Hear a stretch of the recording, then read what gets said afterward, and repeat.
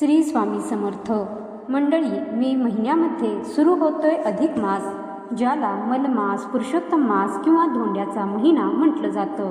आणि या महिन्यामध्ये विवाह, मौजी बंधन, गृहप्रवेश, बारसं यासारखी मंगल कार्य केली जात नाहीत. मग हा जो अधिक मास आहे तो नक्की किती तारखेला सुरू होतोय आणि किती तारखेपर्यंत असणार आहे? कोणती कार्य या महिन्यामध्ये केलेली चालतात आणि कोणती कार्य केलेली चालत नाहीत, याबद्दल आजच्या व्हिडिओमध्ये आपण जाणून घेणार आहोत. तर मंडळी, हिंदू पंचांगानुसार 2026 हे अत्यंत महत्त्वाचं वर्ष आहे. मराठी महिन्याप्रमाणे बघायला गेलं तर ज्येष्ठ महिना हा अधिक आलेला आहे. म्हणजेच यंदा 2 ज्येष्ठ महिने आलेले आहेत असं आपण म्हणू शकतो. कारण यावर्षी आलेला आहे अधिक मास. अधिक मासालाच मलमास किंवा पुरुषोत्तम मास म्हणतात किंवा बोली भाषेमध्ये आपण धोंड्याचा महिना म्हणतो. हा काळ धार्मिक आणि आध्यात्मिक दृष्टिकोनातून फार महत्त्वाचा मानला जातो. या महिन्यामध्ये मी सुरुवातीला म्हटलं तसं लग्न किंवा मुंज, गृहप्रवेश, बारसं यासारखी कुठलीही मंगल कार्य केली जात नाहीत. पण मग या महिन्यात काय करावं? पूजापाठ, व्रतवैकल्य, जप, तप, दान, धर्म यासाठी हा काळ अत्यंत शुभ मानला जातो. भगवान श्रीहरी विष्णूंची पूजा या महिन्यात केली जाते आणि भगवान श्रीहरी विष्णूंना प्रसन्न करून घेण्यासाठी हा काळ सर्वोत्तम काळ आहे. पण हा महिना नक्की कधी सुरू होतो आहे? तर यंदा हा महिना सुरू होत आहे 17 मे 2026 रोजी आणि हा महिना संपणार आहे 15 जून 2026 रोजी. म्हणजे 17 मे पासून ते 15 जून पर्यंत हा अधिक मास असणार आहे. त्यामुळे आपलं जे मराठी वर्ष आहे ते यंदा 12 महिन्यांचं नसून 13 महिन्यांचं आहे. पण हा अधिक मास जो आहे किंवा धोंड्याचा महिना जो आहे तो एवढा विशेष का असतो?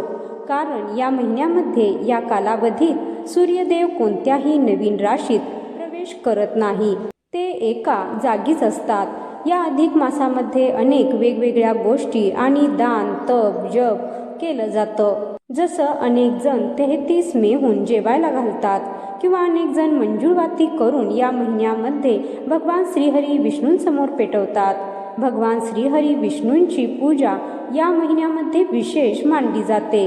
सुरुवातीला म्हटलं तसं कुठलंही मंगल कार्य या महिन्यात करत नाहीत. पण तुम्हाला देवाच्या पूजेसंदर्भात कुठलंही कार्य करायचं असेल, जसे की दान, जप, तप, तर ते तुम्ही या महिन्यात करू शकता. गोमातेची सेवा करणं खास करून या महिन्यात पुण्यकारक मानलं जातं. अधिक मासामध्ये रामायण, भगवद्गीता अशा धार्मिक ग्रंथांचे पठण करणं किंवा दान करणं अत्यंत शुभ मानलं जातं. पण तरीसुद्धा आपल्या मनात एक बेसिक प्रश्न येतो की हा अधिक मास का येतो? तर सूर्य पंचांगाच्या तुलनेत चंद्र पंचांगाची कालमर्यादा कमी असते. चंद्र पंचांग 354 दिवसांचे असते तर सूर्य पंचांग 365 दिवसांचे असते. त्यामुळे दरवर्षी दोघांमध्ये सुमारे 11 दिवसांचा फरक निर्माण होतो. ज्योतिषशास्त्राच्या गणनेनुसार दर 32 महिने आणि 16 दिवसांनी हा फरक जवळपास 1 महिना एवढा होतो. आणि हा वेळेचा ताळमेळ साधण्यासाठी सूर्य पंचांग आणि चंद्र पंचांगाचा हा ताळमेळ साधण्यासाठी म्हणून पंचांगामध्ये एक अतिरिक्त महिना जोडला जातो. हाच तो अधिक मास किंवा मलमास म्हणून ओळखला जातो. म्हणजे सगळं चंद्र सूर्याच्या गतीवरती अवलंबून असलेलं हे गणित आहे.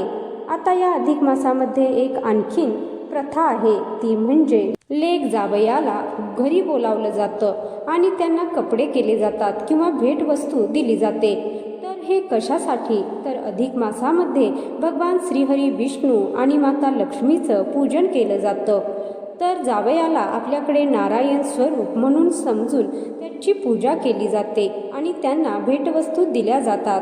पण जावई लोक त्याचा वेगळाच अर्थ काढतात, असंही आता समाजात बघायला मिळतं. आणि अधिक मासात काय दिलं सासऱ्यांनी असं विचारलं जातं. पण त्यामागे एक धार्मिक भावना आहे, हे प्रत्येकाने लक्षात ठेवावं. जशी आपली ऐपत असेल तसं सासरे जावयाला देत असतात आणि जावयांनी जे काही दिलं आहे ते गोड मानून घ्यायचं असतं. कारण ही प्रथा आहे, परंपरा आहे, त्यामागे धार्मिक भावना आहेत, ती विसरायची नाही.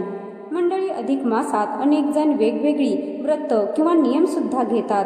वेगवेगळ्या नियमांमध्ये कोणी सूर्यास्तापूर्वी जेवण्याचा नियम घेतं, तर कोणी एक वेळ जेवण्याचा नियम घेतं. असे वेगवेगळे नियम ईश्वरासाठी म्हणून घेतले जातात. कुठलाही नियम घेताना आपल्या तब्येतीला झेपेल, आपल्याला सोसेल अशा पद्धतीनेच नियम घ्यावा. प्रकृती लक्षात घेऊनच मगच जप, तप आणि उपवास करावेत. पण दान, धर्म किंवा ईश्वराचं नामस्मरण हे तुम्ही कधीही आणि कितीही वेळा करू शकता.